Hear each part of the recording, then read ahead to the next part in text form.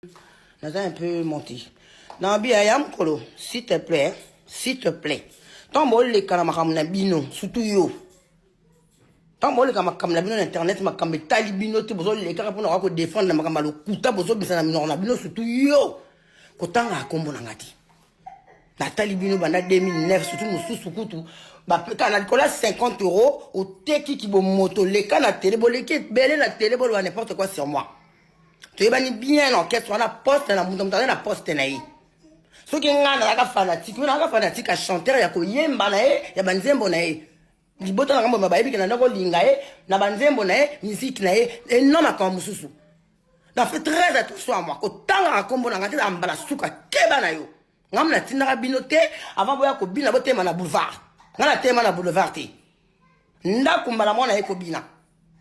Boyebi bien, boyebi bien. Là na mbala suka. Na tala bino était na do banga bino.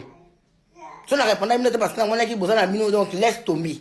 Ba misuku ba somela ba couche à pamba ya Carrefour ba leka na télé ba na makola mikie ba fandi ali bando ba n'importe quoi. On n'est pas pareil. To bimi la famille moroté. To ande moroté. Ngala que no bina te pona na passe ou quoi que ce soit que no bina pona sentiment na nga. Tango fongola mbanga no na ite so mele ba lefo na so mele ki ba nino mele ki wala ba matière mele tango fongola mbanga no ba ke bo sala nzi pona na. Si vous savez la bonne affaire d'état, pourquoi le clip n'y a pas fait de tabac longola pour la bonne en zoto nanga. Donc keba di susu et en bana suka ko tanga ko mona ngati. Mkola zoba ateka bo moto ko ka pesa moi no za moi cité. Pesa moi no ka sikuna. Keba nanga yi. Shebino bo mona ngati. Keba nanga ko tanga ko mona ngati. Et en ba suka na kebi sio makasi. Ko tanga ko mona ngati.